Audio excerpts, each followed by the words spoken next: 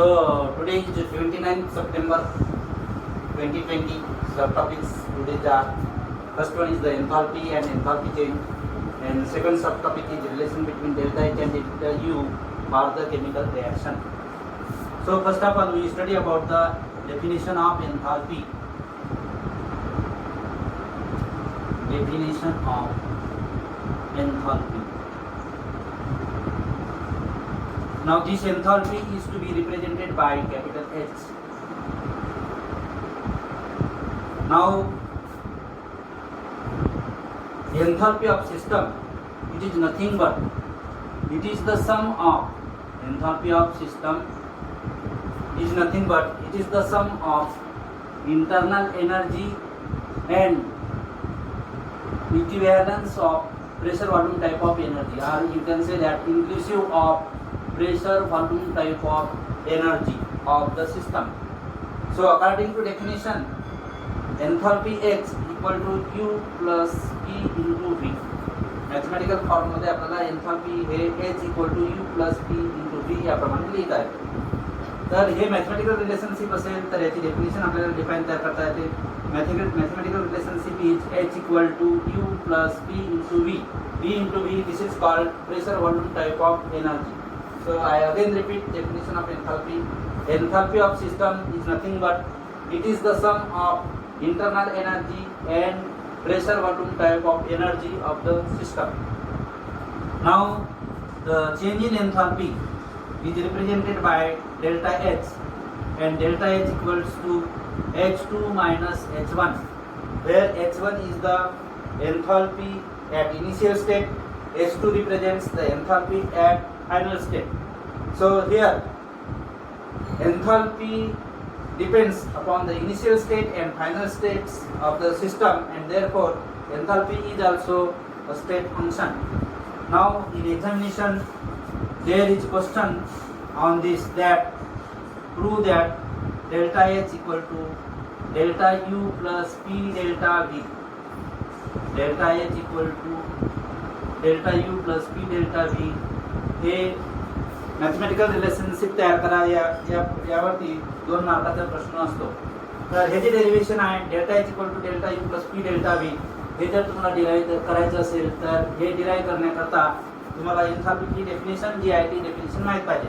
So according to definition of enthalpy you can write capital H equals to U plus P into V. This is your equation 1. Now we can say that, as you know,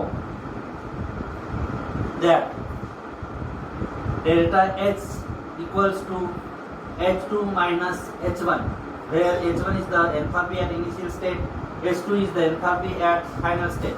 This is suppose that your equation number 2.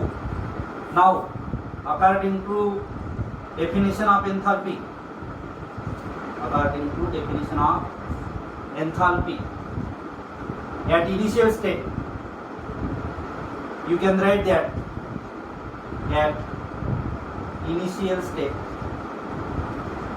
we can write that S1 equal to U1 plus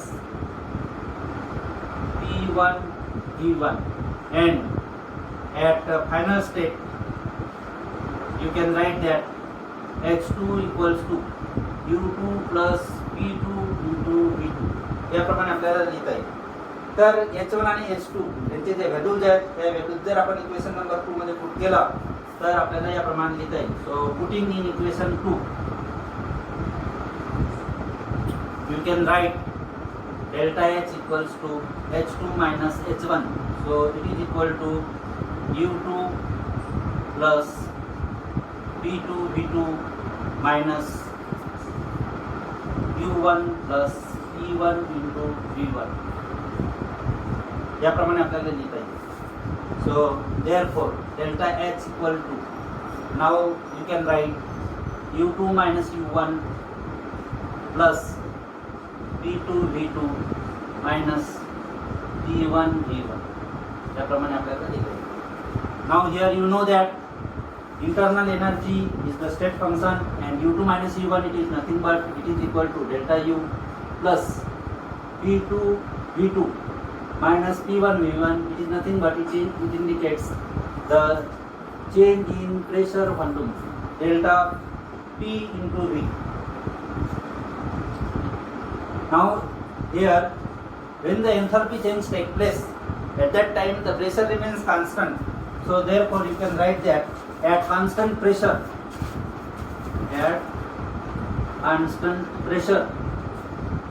so pressure is constant, therefore P1 equals to P2 equals to P, P1 equal to P2 equals to P. So therefore you can write delta H equal to delta U plus P delta V.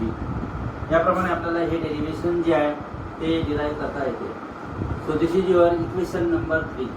So this equation number 3 is nothing but this is called mathematical expression for the enthalpy change delta H equal to delta U plus P delta V. आता याच्यामध्ये हे जे equation आहे हे equation आपण याच्या आधी पण पाहिलेलं आहे. कोणत्या वेळी पाहिलं आहे? या आयसोबॅरिक प्रोसेसला पाहिलं आहे. So या isobaric process you know that at isobaric process change in enthalpy QP equals to first class thermodynamics मध्ये पाहिलं आहे. यात isobaric process QP equal to delta U plus P external delta V किंवा P delta V.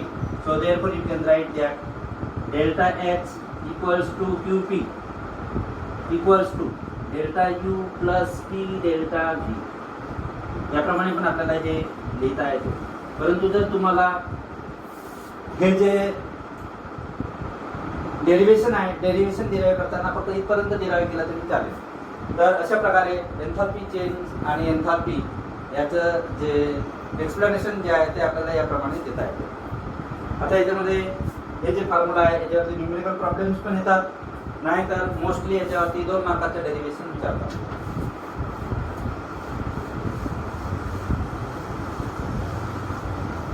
नंतर दुसरा सब topic आहे relationship between delta H and delta U for the chemical reaction. So topic is that relationship between delta H and delta U for the chemical reaction.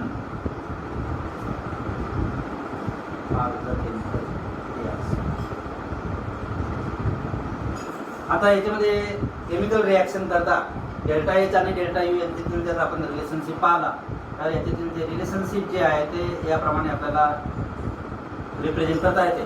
That is delta H equal to delta U plus delta nRT. हे याच्यामध्ये relationship आहे. Delta H equal to delta U plus delta nRT किंवा यालाच तुम्हाला याप्रमाणे पण लिहिता येते. डेल्टा H च्या ठिकाणी QP लिहिता येते आणि डेल्टा U च्या ठिकाणी QV लिहिता येते.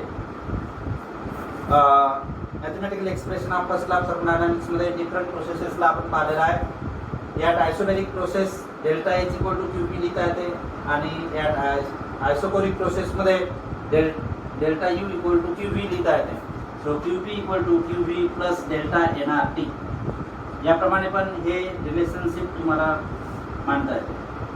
तर delta H equal to delta U plus delta nRT किंवा QP equal to QV plus delta nRT हे डिराइव करा. या प्रकारे 2 मार्काचे प्रश्न विचारतात किंवा याच्यावरती तुम्हाला न्यूमेरिकल प्रॉब्लेम 2 मार्काचे विचारतात.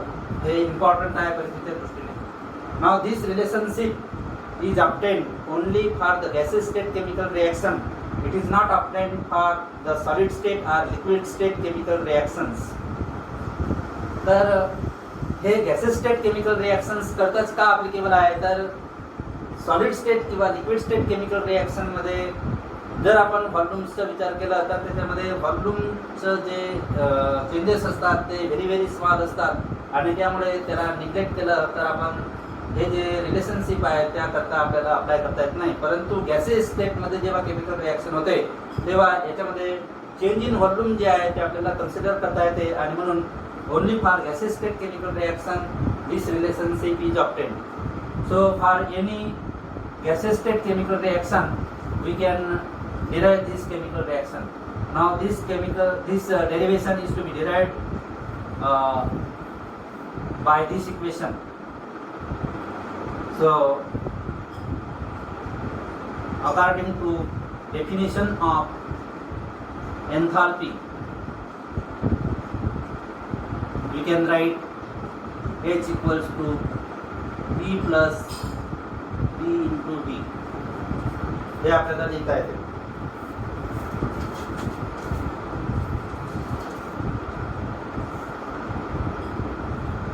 किंवा याच्यामध्ये चेंज इन एन्थाल्पी जे आहे, change in enthalpy according to definition of किंवा according to change in enthalpy, change in enthalpy delta H equal to delta U plus P delta V याप्रमाणे आपल्याला लिहिता येते. बघा पुन्हा रिपीट करतो. याच्यामध्ये दिस mathematical relationship is applied only for the gaseous state chemical reactions, and it is derived by taking the consideration change in enthalpy. change in enthalpy जे mathematical expression आहे त्याच्यावरून याचं डेरिव्हेशन डिराइव्ह करतात. तर change in enthalpy equal delta H equal to delta U plus B delta V, याला आपण equation number 1 देऊ शकतो. आता याच्यामध्ये याला आपण सिम्प्लिफाय करून याप्रमाणे लिहिता येते. Delta H equal to delta U plus P into V2 minus V1 याप्रमाणे लिहिता येते. डेल्टा व्ही म्हणजेच V2 मायनस V1. तर याच्यामध्ये डेल्टा व्हीच्या ठिकाणी आपल्याला V2 मायनस V1 लिहिता येते. आणि याला जर सिम्प्लिफाय केला आपण, तर सिम्प्लिफाय केल्यानंतर आपल्याला delta H equal to delta U plus P V2 minus P into V1 याप्रमाणे आपल्याला लिहिता येईल. V2 मायनस पी V1 याप्रमाणे लिहिता येईल. समजा हे तुमचे इक्वेशन नंबर 2 आहे.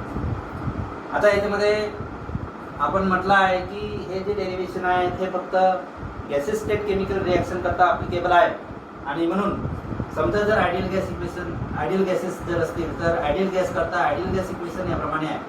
So ideal gas equation is ideal gas equation is PV equal to nRT or n moles of any ideal gas or n moles. Ideal gas equation is PV equal to nRT. बघा आता याच्यामध्ये हे equation आपल्याला का consider करावं लागत आहे, कारण याच्यामध्ये बघा हे डेल्टा nRT येत आहे. म्हणजे nRT जे आहे ते याच्यामध्ये गॅस आयडियल गॅस इक्वेशन मध्ये असते. तर for n moles ideal gas equation is PV equal to nRT. तर आता याच्यामध्ये बघा गॅसेस स्टेट केमिकल रिॲक्शन जर असेल तर गॅसेस स्टेट केमिकल रिॲक्शनमध्ये आपल्याला याप्रमाणे म्हणता येईल की इनिशियल स्टेट आणि फायनल स्टेट. आता हे जे आहे प्रेशर व्हॉल्यूम एनर्जी हे इनिशियल स्टेट करता इंडिकेट करते, आणि P इंटू V2 हे फायनल स्टेट करता इंडिकेट करते. म्हणजेच आता याच्यावरून आपल्याला असं म्हणता येईल की for initial state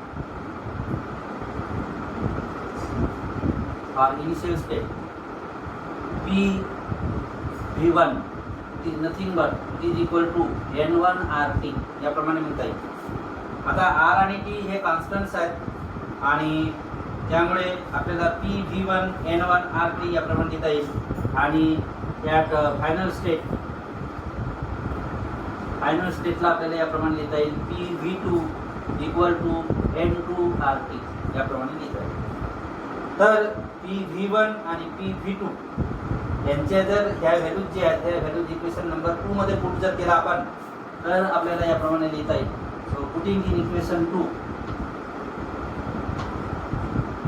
you can write delta H equal to delta U plus N2 RT minus N1 RT याप्रमाणे लिहिता येईल. त्याला वाटल्यास तुम्हाला ब्रॅकेटमध्ये ठेवता येईल याप्रमाणे So therefore, when it is simplified, then you can write delta H equal to delta U plus N2 minus N1 into RT. But here N2 minus N1, it is nothing but it indicates the change in number of moles. So therefore, but you can write that, but N2 minus N1 equals to delta N. So therefore, you can write delta H equal to delta U plus delta N R. हे derivation आपल्याला याच्यामध्ये derive करायचं आहे. हे झालं तुमचं equation number 3. So this equation number 3 is the mathematical expression which represents the relationship between delta H and delta U for the gaseous state chemical reaction. आता याच्यामध्ये हे जे डेल्टा एच आहे, या डेल्टा एचच्या ठिकाणी आपल्याला QP ठेवता येते आणि डेल्टा यूच्या ठिकाणी QV ठेवता येते.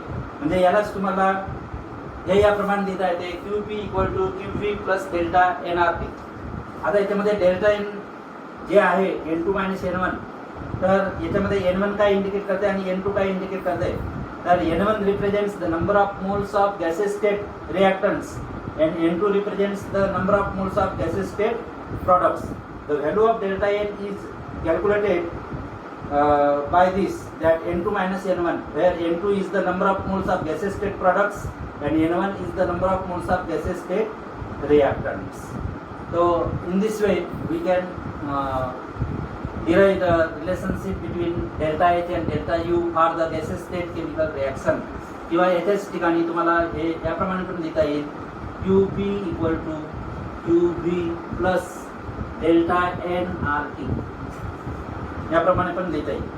तर QP म्हणजे heat of reaction at constant pressure, QV म्हणजे heat of reaction at constant volume, delta N म्हणजे N2 मायनस N1, R हे गॅस कॉन्स्टंट आहे आणि T हे ॲब्सोल्यूट हे टेम्परेचर इन केल्विन आहे. तर अशा प्रकारे हे याच्यामध्ये न्यूमेरिकल हे जे डेरिव्हेशन आहे, हे डेरिव्हेशन आपल्याला डिराईव्ह करता येईल.